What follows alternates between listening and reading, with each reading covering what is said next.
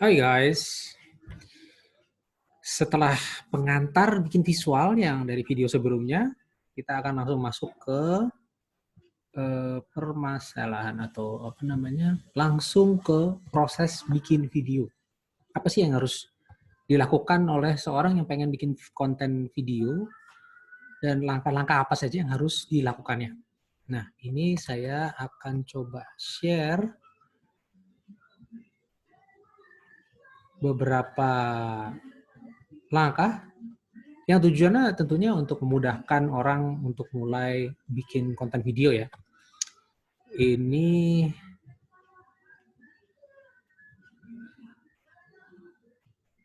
bisa dilihat, pertama adalah perencanaan. Perencanaan ini harus dilakukan karena untuk membuat konten video tuh ada dua proses yang harus dilalui, yaitu pertama adalah syuting, pengambilan gambar, dan kemudian editing. Tapi untuk bisa melakukan syuting dan kemudian editing, harus ada semacam ide atau konsep yang menjadi dasar dari pengambilan gambar maupun editing tersebut. Dan itu memerlukan sebuah perencanaan yang matang untuk bisa sampai kepada tahap pengambilan gambar maupun editing. Sama halnya ketika kita membuat film, misalnya begitu. Perencanaan pembuatan film itu bahkan membutuhkan waktu berbulan-bulan. Nah, ini yang memang tidak bisa dihindari dan kadang-kadang dan seringkali mungkin menjadi satu hambatan seseorang untuk melakukan pembuatan video karena terlalu banyak mikir misalnya atau terlalu banyak tahapan yang dirasa membebani si pembuat video tersebut sehingga akhirnya dia lebih memilih untuk menunda proses pembuatan videonya. Nah, ini saya seringkali melihat ini terjadi, terutama untuk teman-teman yang sudah menyempatkan diri untuk mengambil semacam training atau pelatihan pembuatan video. Pada akhirnya mereka lebih merasa terbebani untuk bikin konten video karena terlalu banyak perencanaan dan ketika dia harus bikin video dia sudah bikin videonya tapi karena tanpa perencanaan, jadi ketika masuk editing dia bingung, saya mau mulai dari mana ya. Akhirnya gambar yang sudah diambil menggunakan handphone bertumpuk tapi tidak pernah sampai kepada tahapan editing. Nah, jadi memang perencanaan itu sesuatu yang tidak bisa dihindari dan memang harus dilakukan.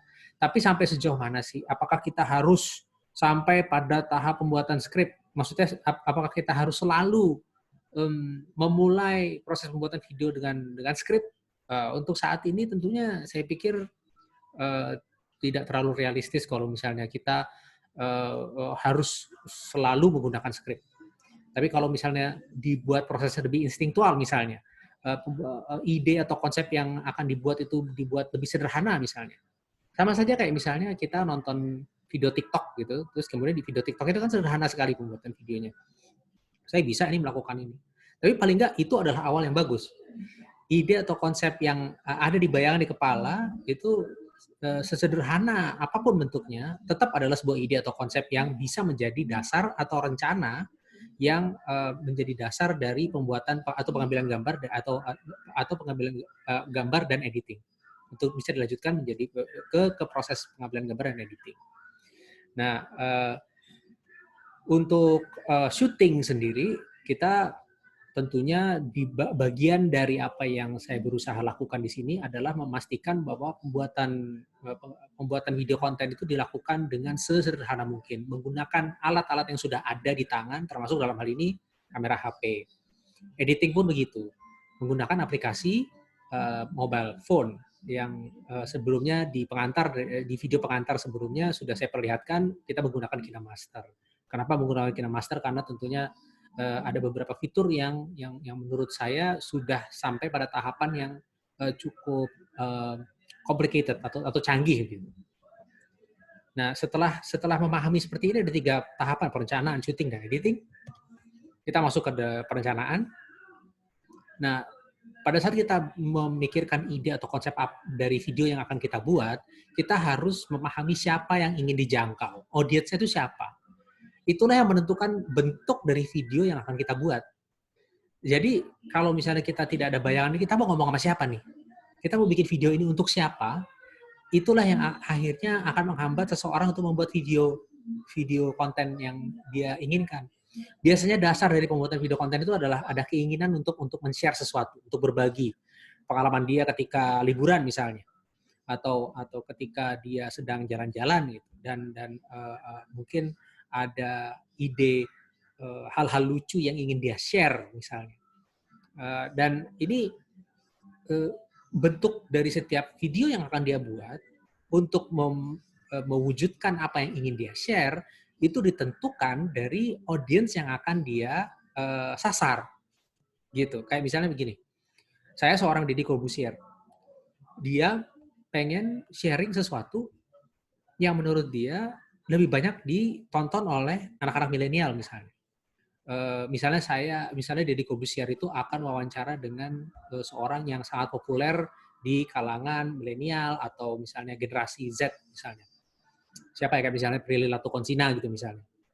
Dia tentunya berpikir, oke, video ini tentunya akan dilihat oleh penggemar dari Prilly Latuconsina yang kebanyakan adalah generasi Z. Jadi berarti video yang akan saya akan buat lebih ringan misalnya kontennya, dan lebih bersahabat dalam hal visual gitu untuk generasi Z. Ya, kurang lebih kayak begitu. Kalau saya mau bikin video iklan misalnya, ini kebetulan produk-produknya itu adalah produk yang disukai oleh anak-anak muda misalnya. Oh, kalau misalnya produknya itu disukai oleh anak-anak muda, berarti video yang saya ambil gayanya pun, ide atau konsepnya pun dibuat sedemikian rupa sehingga lebih dekat atau lebih bisa di-identify atau diidentifikasi oleh seorang yang memang tergolong muda gitu. Jadi mungkin kecepatan gambar yang muncul di layar itu jadi lebih cepat dan segala macam. Nah, selain audience, tentunya kita juga harus memikirkan message-nya apa, pesan apa yang mau disampaikan. Jadi kenapa kita harus memikirkan pesan? Karena apa yang kita share hanya bisa diwujudkan dalam sebuah video melalui pesan yang ingin disampaikan. Jadi kalau misalnya saya ingin berbagi pengalaman saya liburan, tapi pesannya apa? Gitu. Kalau cuma sekedar berbagi, nah akhirnya videonya tidak ada makna, gitu. Kayak misalnya saya pengalaman ke Bali gitu misalnya. Oh, di Bali itu ya menyenangkan. Apakah cuma itu aja pesan yang ingin saya sampaikan, bahwa berlibur di Bali itu menyenangkan? Setelah saya pikir-pikir lagi, oh ternyata berlibur di Bali menyenangkan dan juga memberikan pengalaman yang unik sehingga saya jadi merasa lebih dekat dengan alam.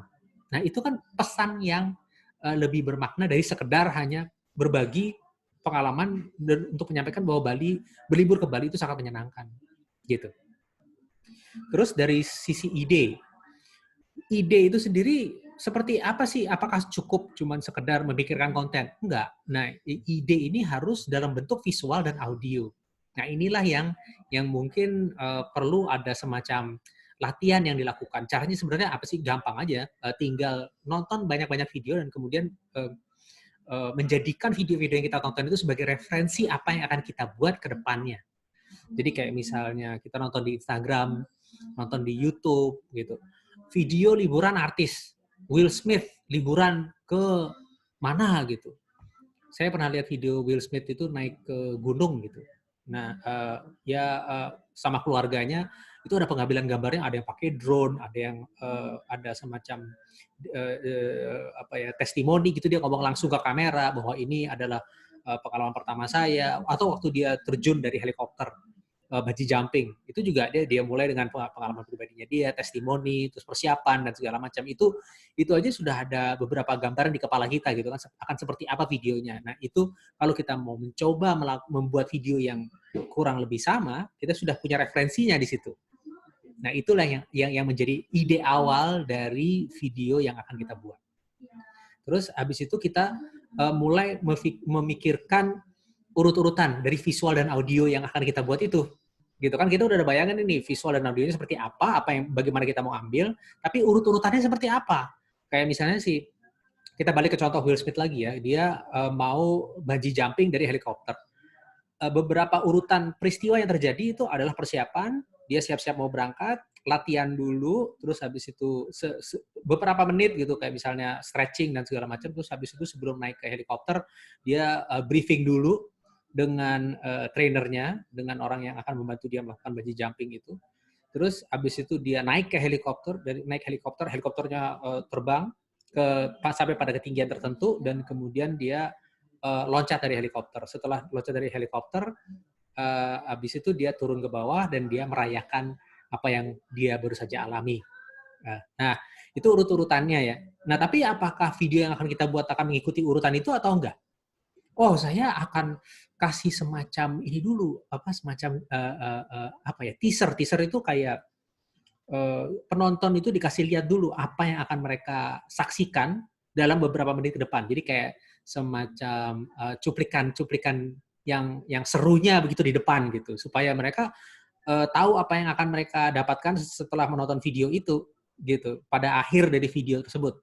Nah, oke, berarti saya ada cuplikan gambar dulu di depan, terus barulah saya akan mengikuti urutan yang kayak gitu. Itu salah satu contohnya.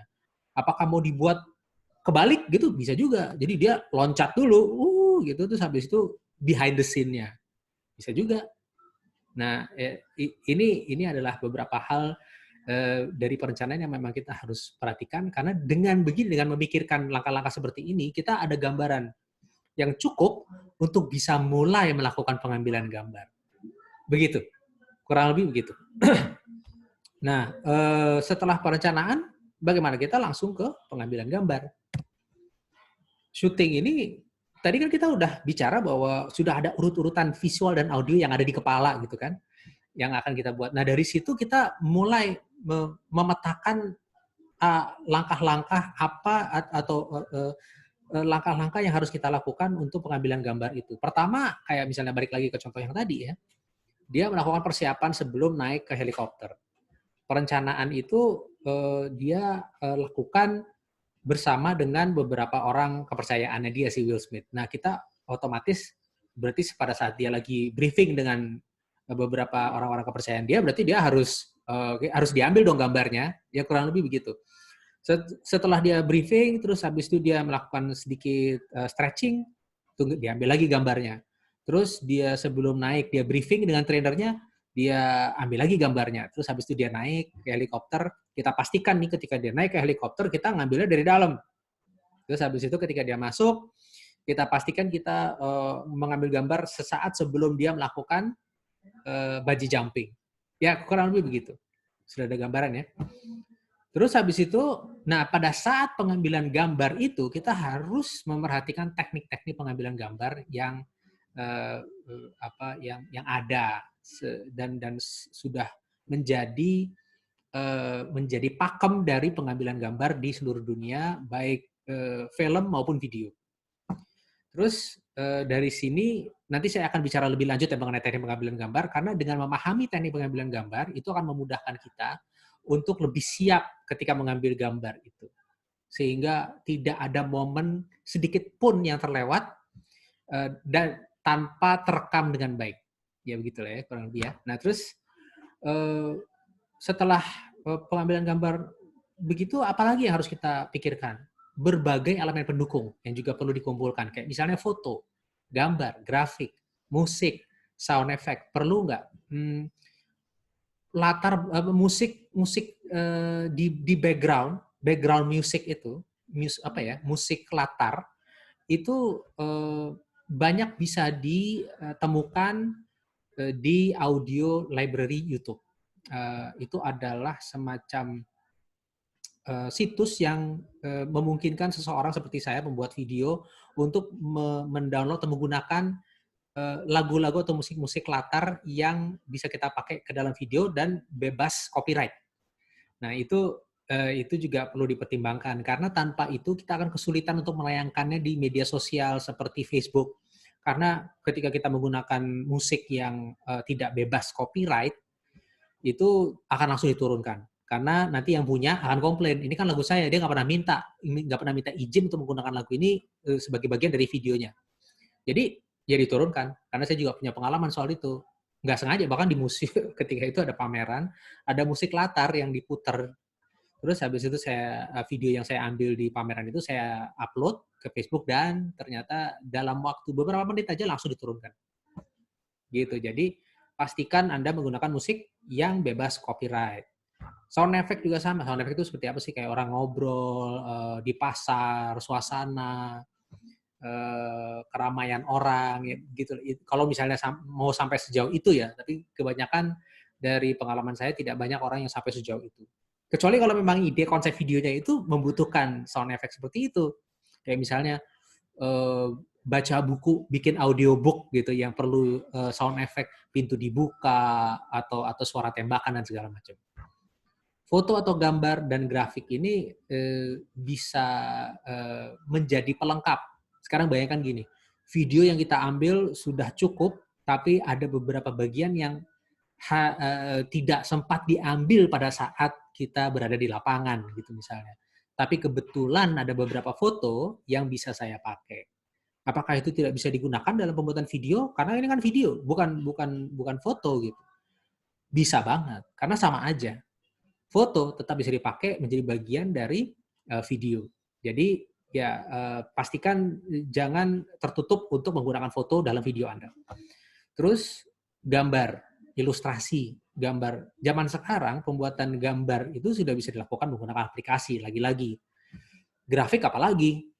Grafik itu kayak misalnya ada penambahan tulisan di dalam videonya. Itu bahkan beberapa aplikasi editing itu sudah memudahkan kita untuk memasukkan elemen-elemen grafik ini. Apa mau dibikin yang lebih rumit juga bisa. Kita menggunakan aplikasi lain untuk membuat grafik yang lebih rumit, itu dimasukkan ke dalam video. Ya, kurang lebih sampai di sini dulu. Nanti setelah syuting, saya akan menjelaskan proses bikin video terakhir, yaitu editing. Nah, ini mungkin menjadi sesuatu yang lebih menarik. Setelah kita masuk ke proses editing, kita akan bahas langsung ke praktek. Oke? Untuk sementara saya akhiri dulu video ini, dan jangan lupa untuk subscribe untuk mengikuti video-video yang selanjutnya, karena ini merupakan bagian dari rangkaian video untuk menjelaskan bagaimana bikin video. Terima kasih. Sampai ketemu lagi di lain waktu.